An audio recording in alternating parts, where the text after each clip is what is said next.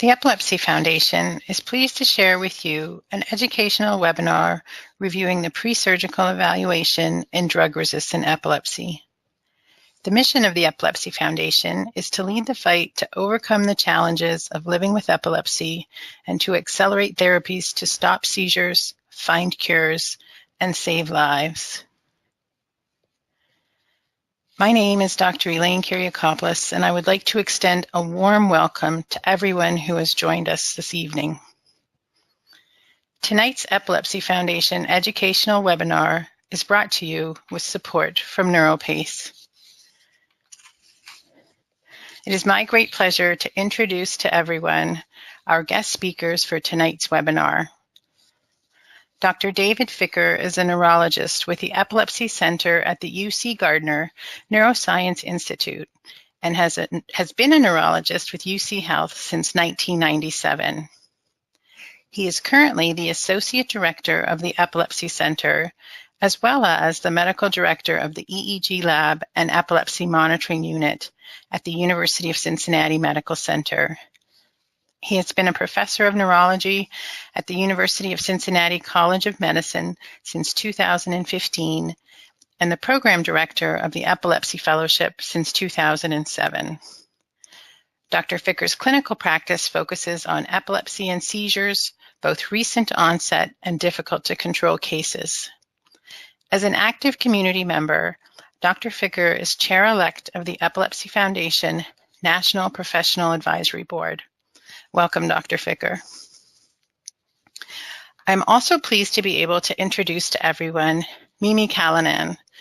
Mimi is an epilepsy clinical nurse specialist at Stanford's Comprehensive Epilepsy Center. She has been working with individuals and families living with epilepsy for over 25 years. She has held leadership roles as the president of the Epilepsy Society of San Francisco and is a member of the Professional Advisory Board at the Epilepsy Foundation. She has also served on the board of directors for the American Association of Neuroscience Nurses. She is the author of several publications pertaining to the education of patients and families about epilepsy and the impact of epilepsy on the quality of life. Thank you both for being with us to guide our learning this evening. Each of our guest speakers have provided disclosures of their commercial relationships, which you can see here. I'd like to review with you the format for tonight's webinar. During the speaker presentations, all phone lines will be muted. We encourage everyone to submit their questions at any time during the webinar. To do so, just type your questions into the question window on the GoToWebinar panel and click Send. We will then read your questions aloud during the question and answer portion of the webinar. This webinar will also be recorded and available for viewing and listening on epilepsy.com. The Epilepsy Foundation is working to provide information and education that serves the spectrum of individuals and families impacted by epilepsy. Often, when you have a question about your health or your loved one's health, you may hear or read things that you are not sure how to interpret. The Foundation is working to provide information and education that serves everyone. The webinar series is bringing together clinical experts and researchers in the field of epilepsy to share with you up-to-date and accurate information to help answer your questions.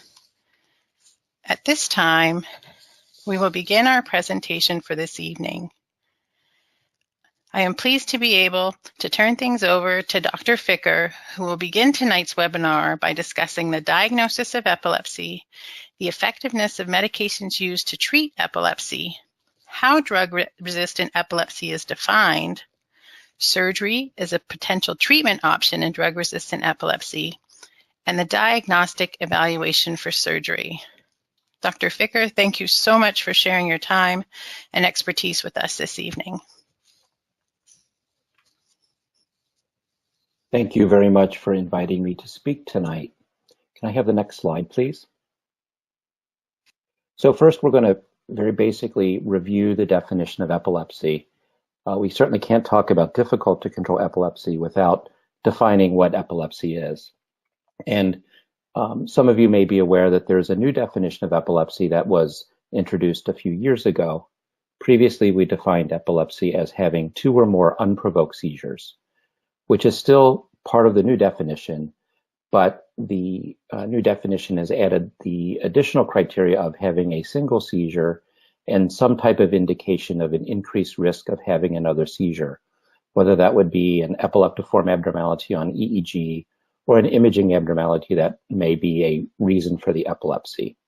And practically speaking, we would often treat individuals who had a single seizure and evidence of increased risk for another seizure. So the new definition really matches our clinical practice. Next slide, please.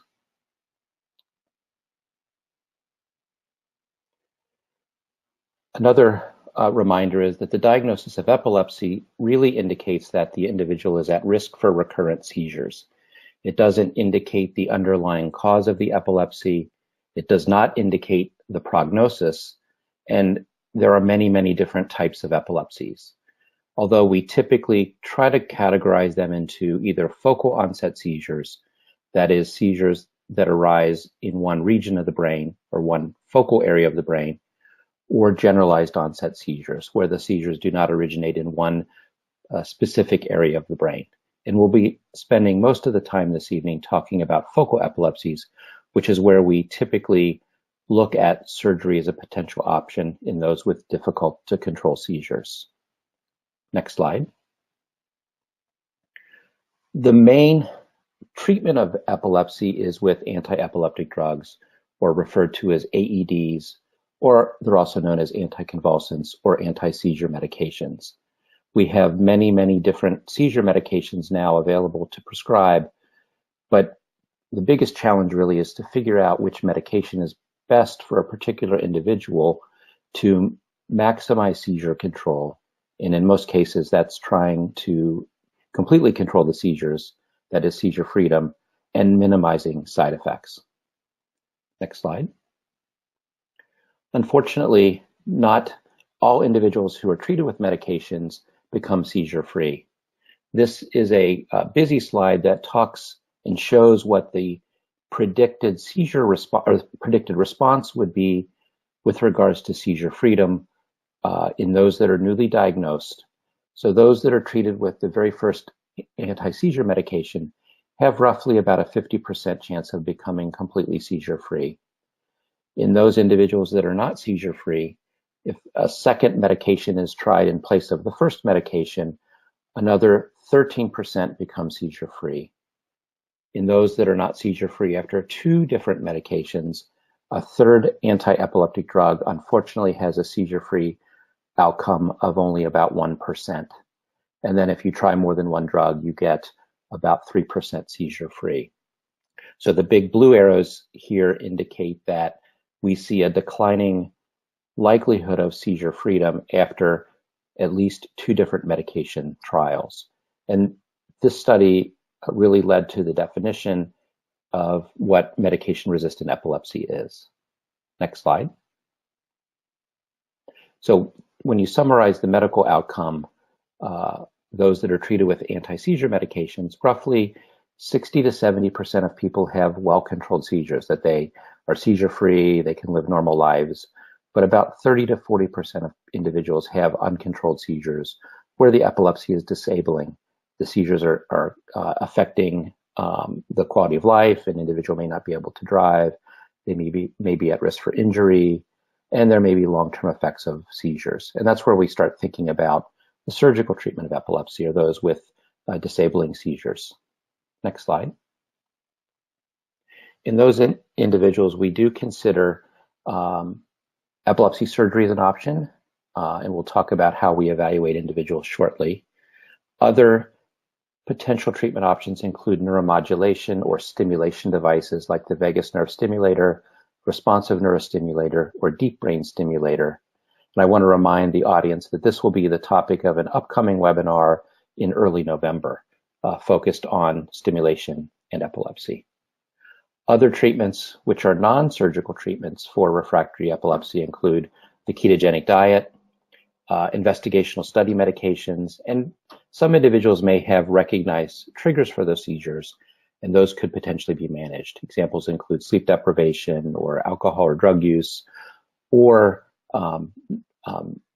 missing medications frequently. Sometimes those can lead to difficult to control seizures as well.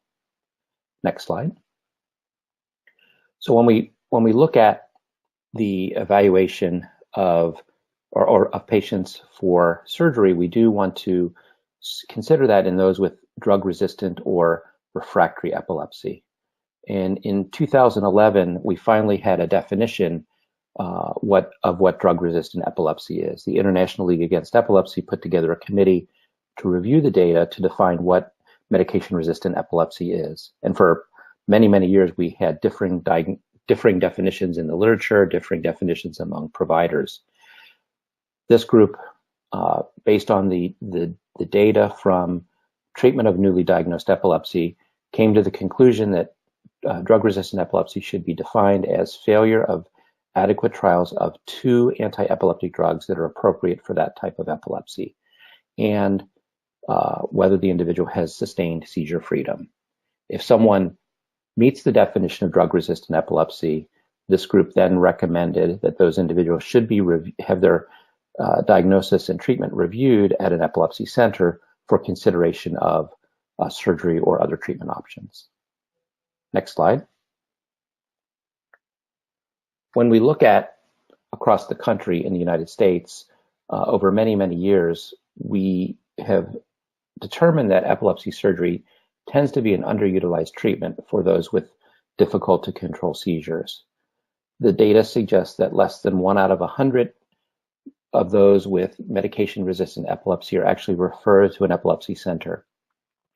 There's approximately 100,000 to 200,000 individuals in the United States who have intractable epilepsy who are eligible for surgery.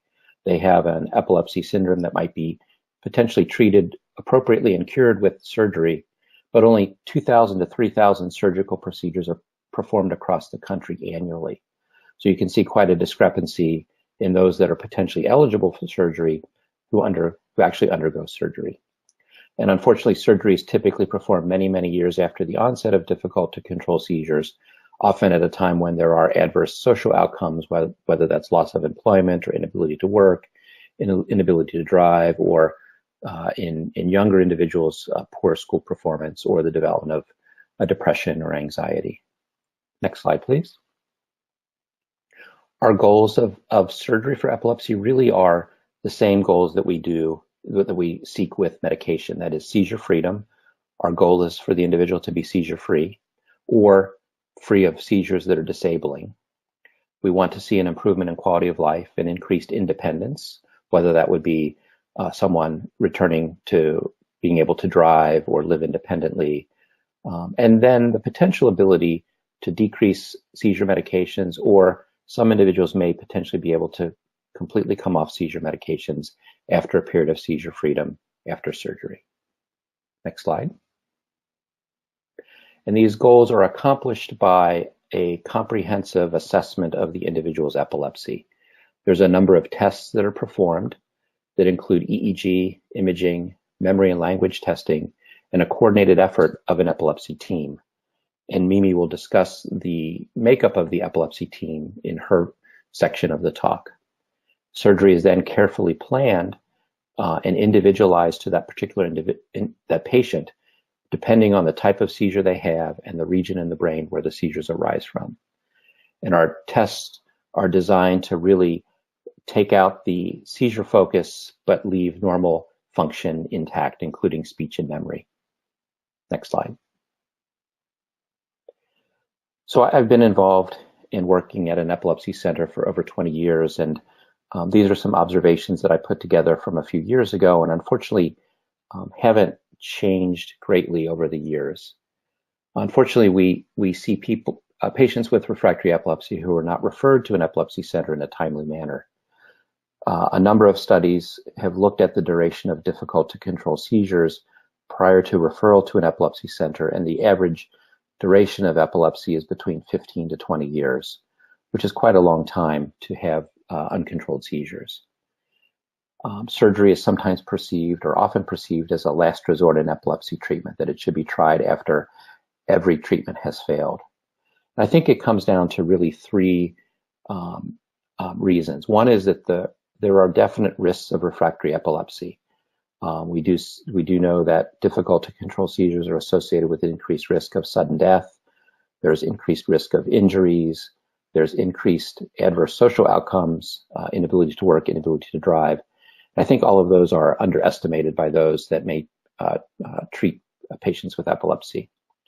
The outcome of medical therapy in refractory epilepsy is overestimated. That trying that fifth or sixth medication, really the data suggests that the seizure-free rate is very, very low. But I think there's a misperception of how that fifth or sixth medication may work in the general neurology community. And then finally, the risks of surgery are overestimated.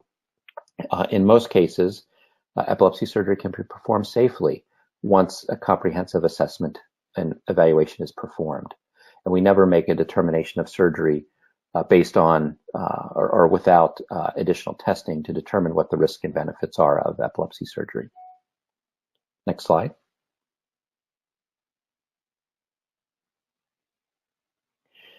This is a table that's pretty complicated from a review article written by Dr. Jerome Pete Engel from UCLA, who has been a well-recognized expert over many years about epilepsy surgery, and one of his efforts is to try to increase the number of surgeries done across the country.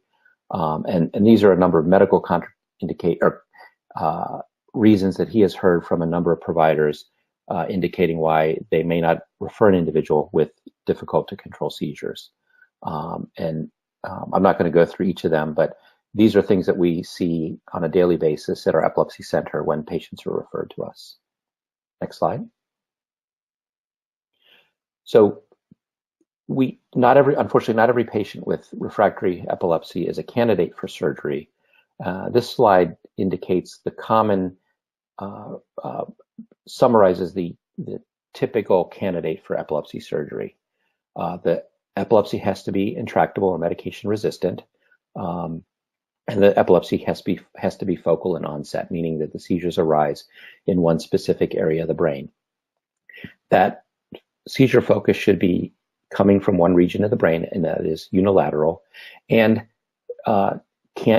should be able to be safely removed. It has to be surgically accessible, meaning that it's not near vital structures such as regions of the brain that might control vision or speech or language or motor control.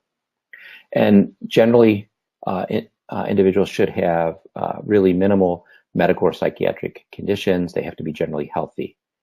We do not require an imaging abnormality on MRI.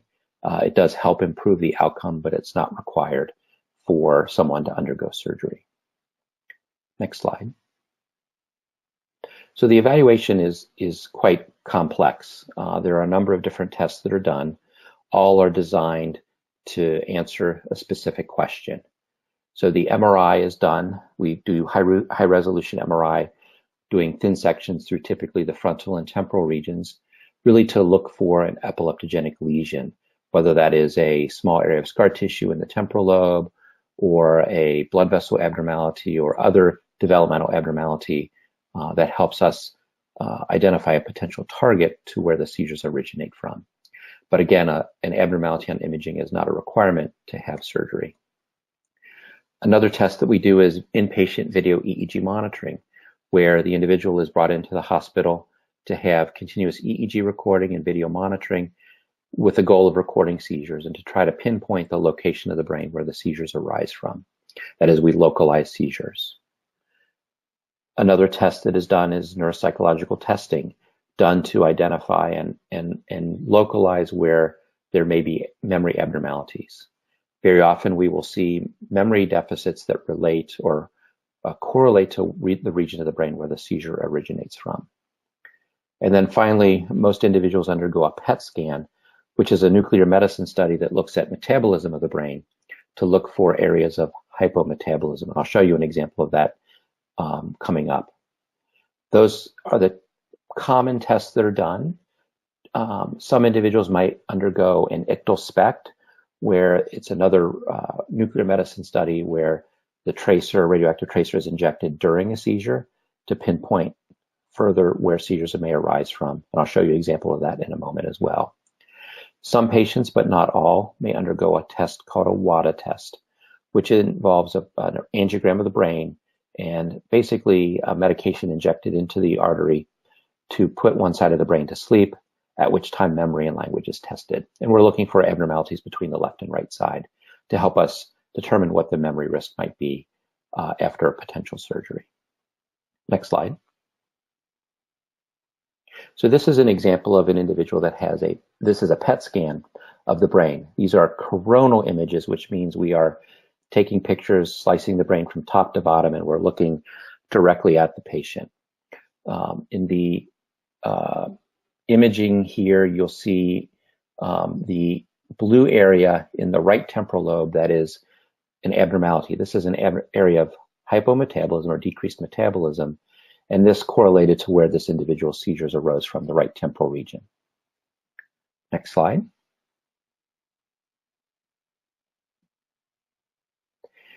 This image is that of a SPECT scan or a SYSCOM study. What you see is an MRI image of the brain, and you see this basically orange blob essentially over the left temporal region. This is a different patient than who we showed previously, but this is the uptake of the radioactive tracer given during the seizure, and this helps us further pinpoint where the seizure may arise from. In this case, it was in the left temporal lobe. Next slide. So what do we do with all the data after the patient undergoes all these tests? Most centers will have a comprehensive epilepsy surgery conference where a number of team members review all the data. Typically, at least our center, we have our epileptology, neurology specialists, our epilepsy neurosurgeon. We may have our epilepsy nursing personnel, our neuropsychologist, neuroradiologist, EEG technicians, all are present to review the data.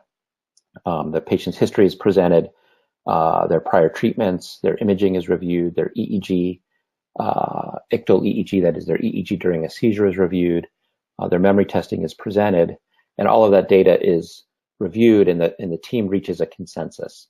And what we're trying to decide is, do all of these tests point to one specific area of the brain that indicates seizure onset? If all of that information points to one spot, that is, if they're concordant, then we typically will offer surgery. Sometimes we have abnormalities that are not quite concordant. An example might be the MRI might show an abnormality in the right temporal lobe, but the EEG might show something in the left temporal lobe. That would be considered discordant findings. And in that case, there might be additional tests that are recommended, which might include additional imaging. We might bring the patient back for a SPECT scan. We might do WADA, or we may do phase 2 monitoring. And that's detailed on the next slide. So everything I talked to up until this point is called phase 1 video EEG or phase 1 monitoring, which includes the scalp video EEG, imaging, memory testing, etc.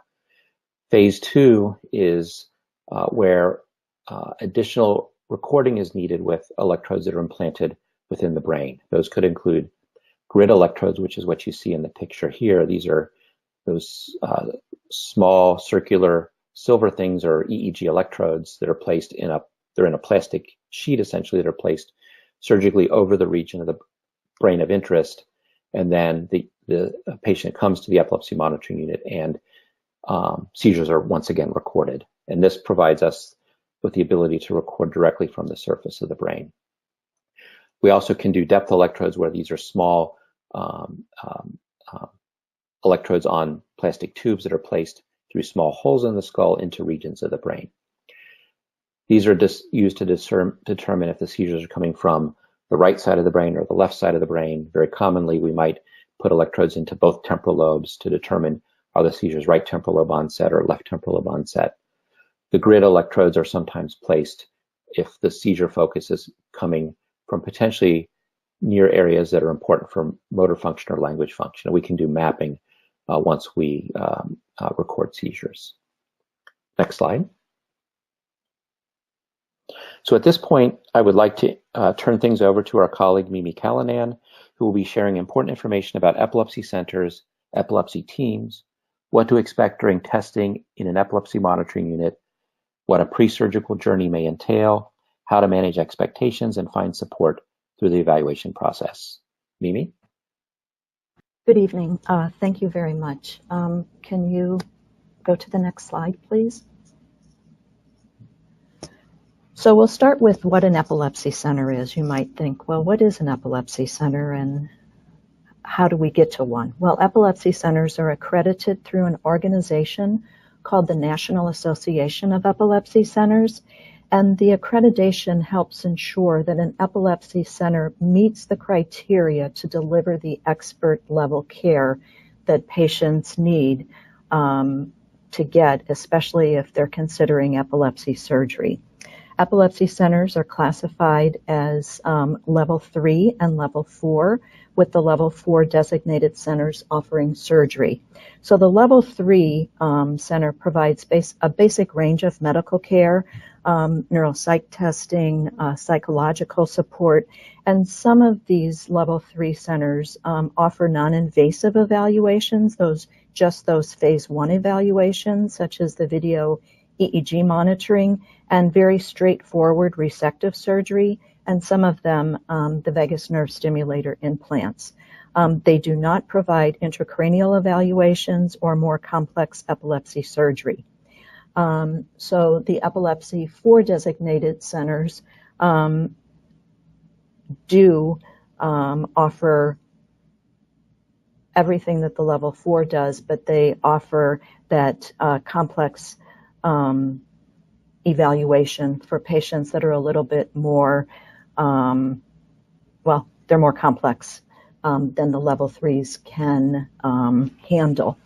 And the epilepsy centers provide both outpatient and inpatient comprehensive epilepsy care, and the specialists are experts in the diagnosis, evaluation, and the treatment of epilepsy. So you might say, well, if there's a level 3 or level 4, what are the level 1 and level 2s?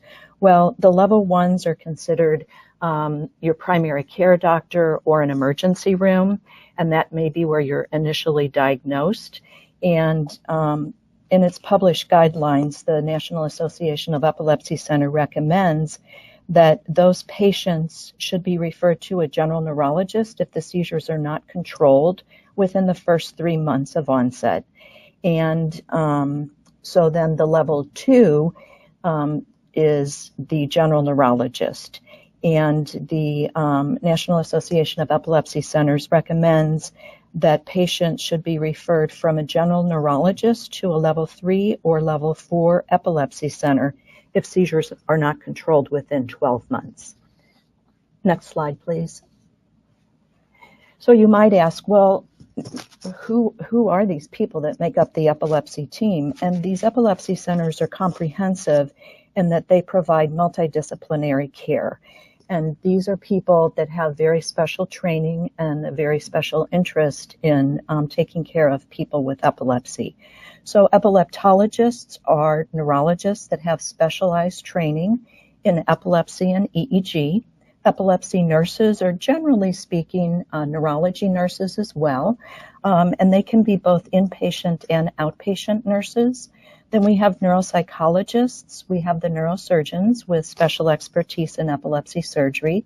We have the neuroradiologists, who are the radiologists who look at all of the MRI scans, the PET scans, the SPECT scans that Dr. Ficker spoke about. We have neuropsychiatrists who see many of our patients.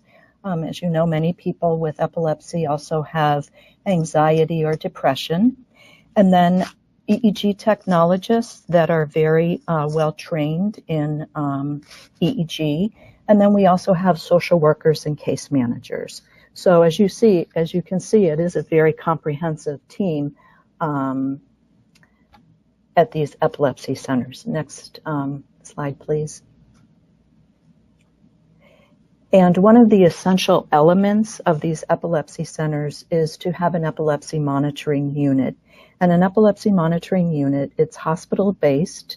It's an inpatient unit that is staffed by the specialists in epilepsy. I think there may be one or two across the country that may not be inpatient, that may be outpatient, but I think the overwhelming majority are inpatient units. And they're usually, but not always, they're usually part of a general neurology unit. And the epilepsy monitoring units provide the highest level of diagnostic and treatment services for people with epilepsy that have very difficult either to diagnose or treat their seizures. Next slide, please. So the question is, when patients are seen in clinic and it's recommended that they come into the epilepsy monitoring unit for an evaluation of their seizures to determine whether they're a candidate for epilepsy surgery, the big question is, who's going to care for me? Well, the people that take care of you while you're in the hospital are these specially trained neurologists called epileptologists who lead the team. And usually they have fellows, and fellows are neurologists who have completed their residency, who are doing specialized training in epilepsy and EEG. And most institutions will have residents or medical students as well coming in to see the patients on a daily basis. Nurses specializing in neurology and epilepsy care have the primary responsibility for the day-to-day care of patients and for managing the epilepsy monitoring units. The EEG technologists are, I can't tell you, they are like the critical piece here. They're responsible for obtaining accurate EEG recordings and the videos while you're actually in the epilepsy monitoring unit, and they're like kind of what makes the wheel go round in the epilepsy monitoring units. And then, of course, in the hospital, we have social workers and case managers. And for those patients that need it, that may be depressed or are very anxious, we have neuropsychiatrists that will also come and see them during the inpatient admission. Some patients ask, well, will my doctor that I see as an outpatient, will he be the one that will be caring for me in the epilepsy monitoring unit? And in some institutions, that's the case, but in many of the bigger institutions, your doctor may or may not be the one that will be attending on you while you're in the hospital. It may be that one of the other physicians that work in the Comprehensive Epilepsy Center will be the one that will be taking care of you, but your physician will be informed of what's going on and will be very involved in your care as well, but just not during that hospitalization.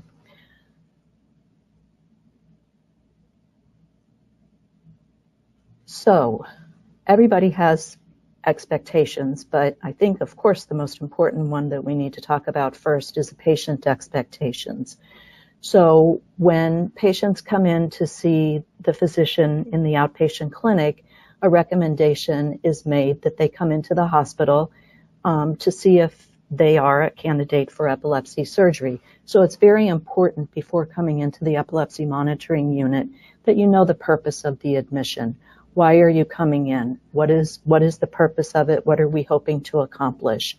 And then you also need a detailed description about what's going to happen to you while you're actually in the hospital. It's also very important, and many patients are very distressed initially because they think that when they come into the hospital, they're immediately going to have surgery, and that's not the case. This is just that phase 1 that Dr. Ficker spoke about, where we gather the information to see if indeed you are a candidate for epilepsy surgery. And then everybody needs to know what the risks of the epilepsy monitoring unit are. You know, nothing that we do in life is without risk, and there are risks. When you come in, you'll want to know what activity is allowed while you're here. And again, that varies from institution to institution. And also addressing the fear of seizures while you're in the hospital. You know, most people that have uncontrolled seizures spend their entire life trying to get rid of seizures. And now all of a sudden we're going to bring you into the hospital and we want you to have seizures. So that's very scary for people with seizures, as you can imagine. And it's also very scary for families as well. patients will also want to know what kind of family or friend support that they can have while they're an inpatient. And we'll discuss this more later when we go through. I have a cartoon later on that we can discuss this in more detail. Next slide, please.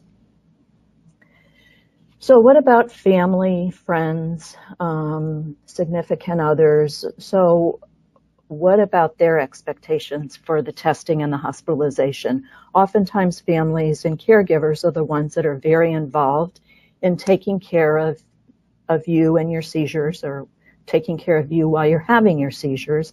And those responsibilities are going to change while you're in the hospital. And oftentimes that change in dynamic is unexpected for patients and can be difficult. So that's why it's so very important that we teach you before you even come in what those expectations are going to be for family and friends. Next paragraph.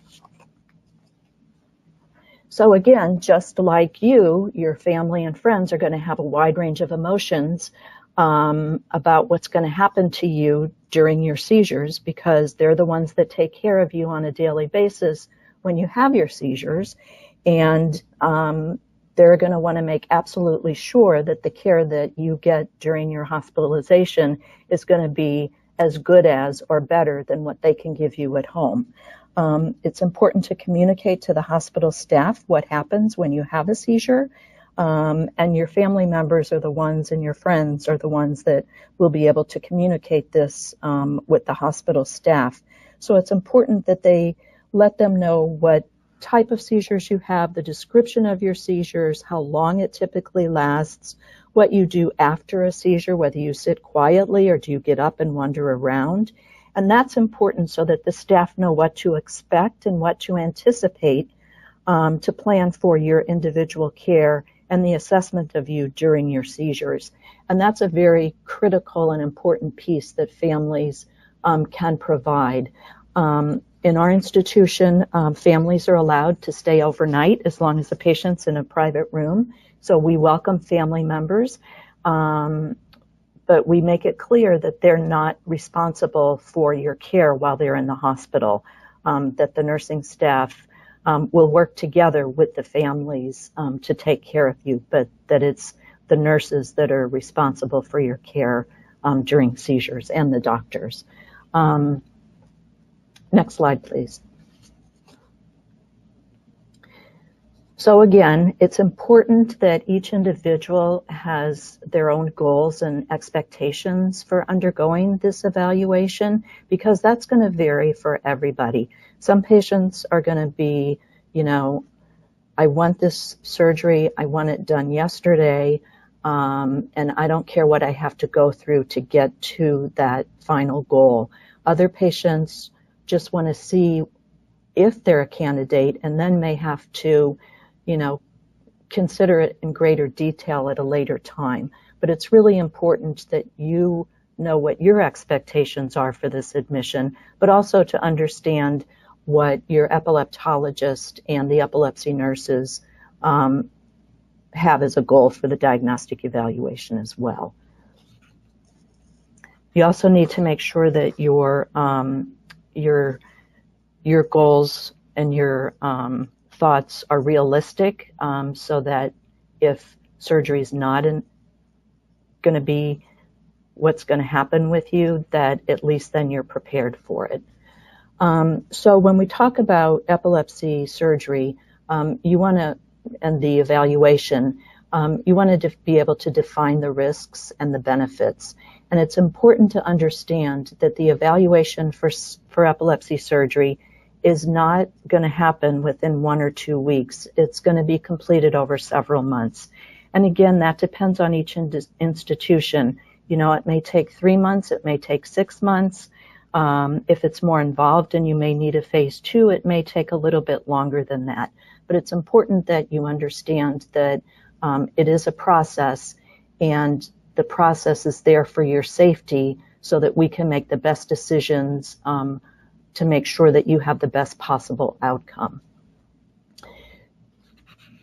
So remember, the testing done before surgery is designed to determine how helpful the surgery will be for you, to determine the risks that may apply to you. Oftentimes patients will say, well, what are the risks of surgery? And so my answer always is, well, it will depend on what type of epilepsy surgery you're going to have and where in the brain your seizures begin. And sometimes that's hard for people to understand, because they want to know up front what those risks are, because they might not want to go through that evaluation until they know that. But unfortunately, we don't know that until we get all of the testing results. Next slide, please. So what is the journey that you will go to? So the first, if you're not already in an epilepsy center, you would ask your either primary care doctor or your general neurologist to refer you to an epilepsy center. And that first initial meeting with the epileptologist, he or she will do a history, they'll do a neurologic exam, they'll review all of your prior testing that you've had done, they'll go over all of the medicines that you've tried in the past, what success you've had with those medications, what side effects you've had with those medications, and then they'll come up with the diagnosis that, yes, you do have drug-resistant epilepsy, and these are your treatment options, whether it's to try investigational drugs, whether it's to see if you're a candidate for epilepsy surgery, whether it's to see if you're a candidate for some type of a diet therapy. Next slide. So since we're talking about surgical evaluation, then the next step in this is to do the outpatient and the inpatient testing. And again, depending on the center, much of the testing can occur at the same time, depending on the institution.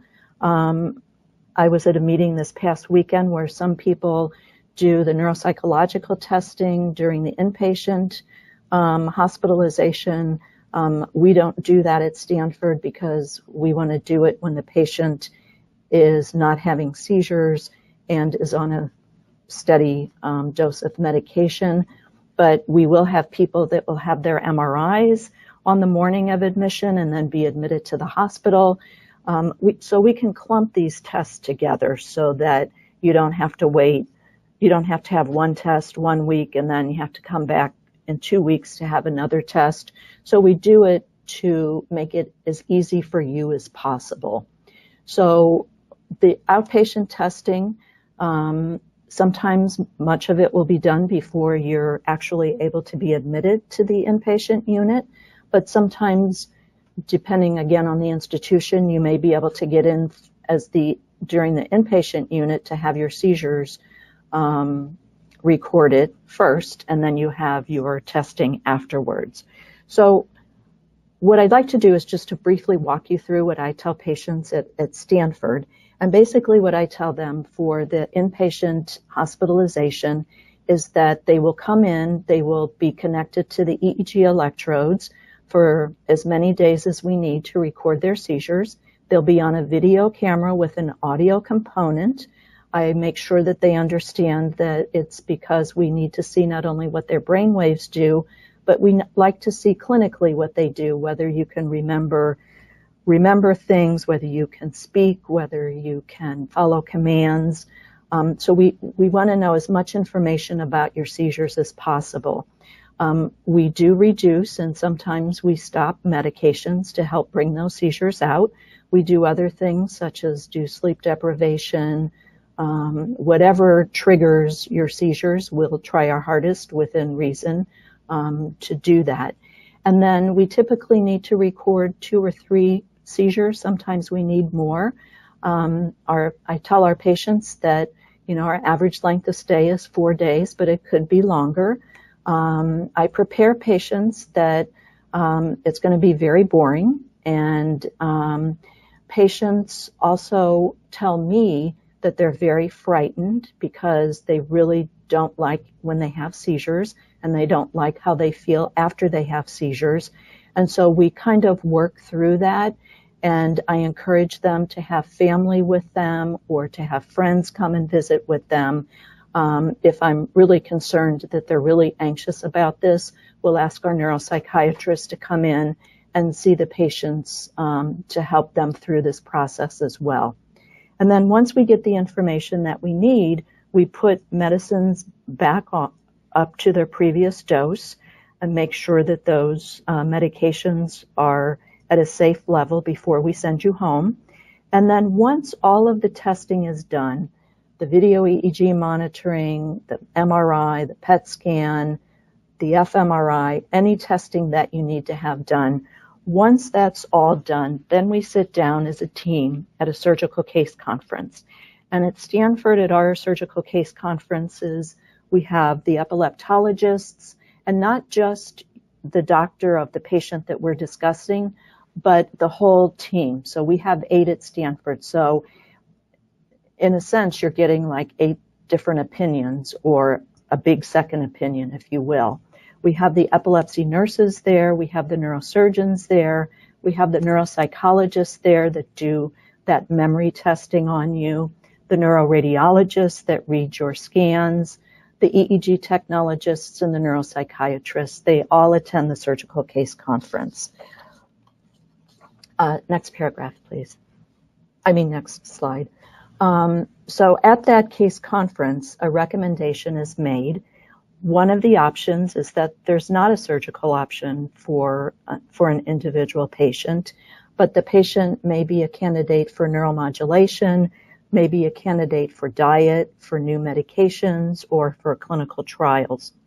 Or the recommendation may be that the patient, yes, is a candidate for epilepsy surgery, resective surgery, where they remove a piece of the brain, or they may use a laser to remove that area, or that we still need further testing to see exactly where in the brain the seizures are coming, and that's where, as Dr. Ficker discussed earlier, the phase 2 evaluation would be done.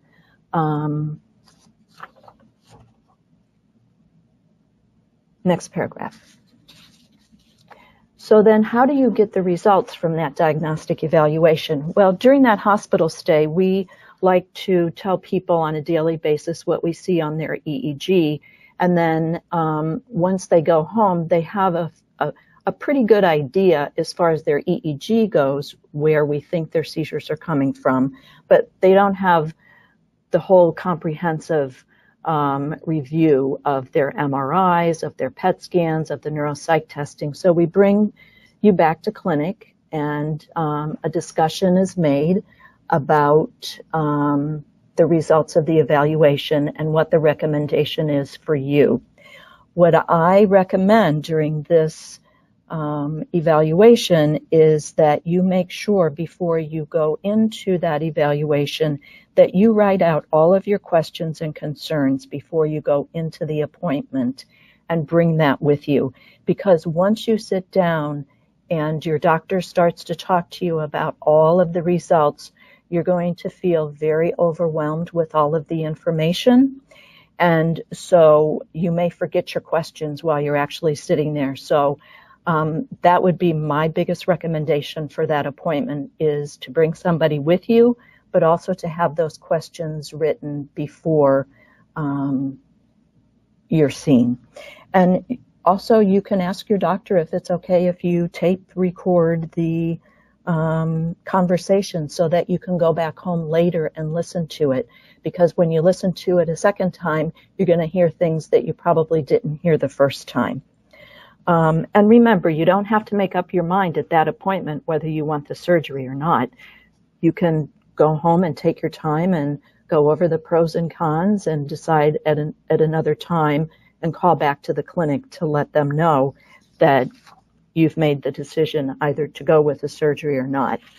The other thing I think that's very, very important for people with epilepsy is before you have the surgery, that you really stop and think about what life is going to be like after the surgery, especially if you don't have seizures after surgery. So your expectations may be much different than your family's expectations, and your family's expectations may be much different than your expectations. I've had patients who have been seizure-free after surgery and have wanted to become independent, but their family members are still very protective, and so there's tension in the family. And I've also had the opposite happen, where patients have been seizure-free and the families back off and say, oh, great, you're not having seizures anymore, you can become more independent, and the patient struggles because they're not quite ready to have that independence. They just need a little bit more time to get there. So it's very, very important to understand the dynamics of what may happen after surgery. So it's also important to understand the risks that are associated with uncontrolled seizures if you decide that you're not going to have surgery. And it's understandable that anybody is intimidated by the idea of being evaluated for brain surgery. If it were me, I'm not quite sure how I would react, to be quite honest. So for somebody who's lived with epilepsy for a long time, coping with the known seizures sometimes is preferable to the risk of the unknown, even if it means, you have these limitations imposed by these ongoing seizures.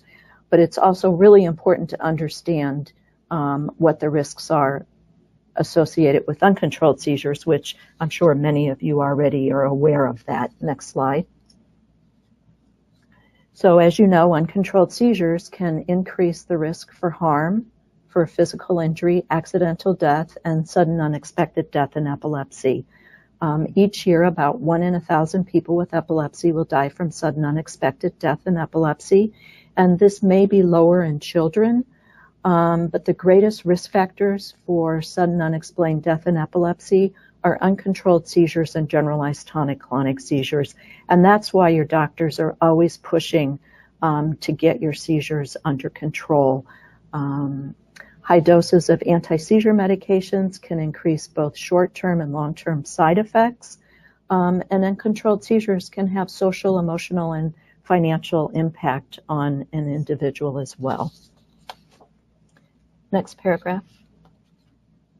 So what are your next steps? So, you just need to continue to learn about your epilepsy and what the treatment options are for you as an individual to control your seizures. You need to make sure that the people that are taking care of you know what your goals are and what your concerns are about these treatment options, and that you make sure that they know that you have fears and anxieties about whatever's being offered to you. You need to make sure you have a very strong network of family support and friends to help you go through this journey of this pre-surgical testing, because it is a long journey and it can be very taxing and it can be very frightening. So you want to make sure you have a strong support of people who love you that can support you through this.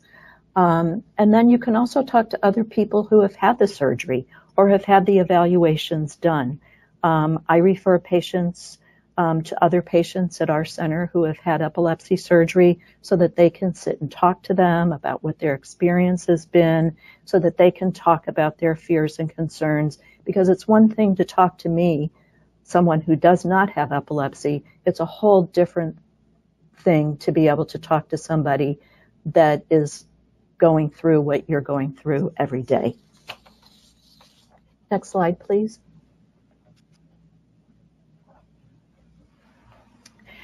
So as far as research, there's lots of research that's going on every day trying to get new therapies for epilepsy, and advances in science and technology bring new diagnostic and treatment options for people with epilepsy. Research continues to improve the way epilepsy is diagnosed, the way its causes are determined, and the way epilepsy can be successfully treated. So if you have seizures that are not controlled, speak with your doctor about a referral to an epilepsy center where you can begin to try to improve your health and your quality of life by improving your seizure control. At this time, I would like to turn the webinar back over to Dr. Kyriakopoulos, who will guide us to and through the question and answer period this evening. Thank you. Thank you, Mimi, and thank you, David, as well. fantastic information that you were able to share with everyone tonight. We hope tonight's webinar provided everyone with a better understanding of the diagnosis of drug-resistant epilepsy, treatment options available, and the journey through a presurgical evaluation. If you or someone you know is living with seizures that are not well controlled, we want to encourage you to find support in those closest to you and begin your journey to finding the best possible care for your epilepsy. You may not know what to expect in the beginning, although hopefully information sessions like this you find helpful. But taking time to explore all the options with your epilepsy care team will bring you the best chance for achieving seizure control, lessening the risk seizures can bring, and improving your health and your quality of life. To learn more about the evaluation of drug-resistant epilepsy, speak with your physician or nurse. Visit epilepsy.com, where you can read more about drug-resistant epilepsy, surgery, and the evaluation process for surgery. You can call the Epilepsy Foundation 24/7 helpline and speak to someone at the foundation who can help guide you to where you can find information about epilepsy, the treatment of epilepsy. You can call your local Epilepsy Foundation office, and they can help direct you to your nearest epilepsy center, as well as share with you other resources which you can find locally. At this time, I would like to thank our guest speakers for sharing their time and their expertise with us. I would also like to thank all of you who have joined us for an evening of learning. This ends the presentation portion of our webinar, and we will now be moving on to the question and answer portion of the webinar.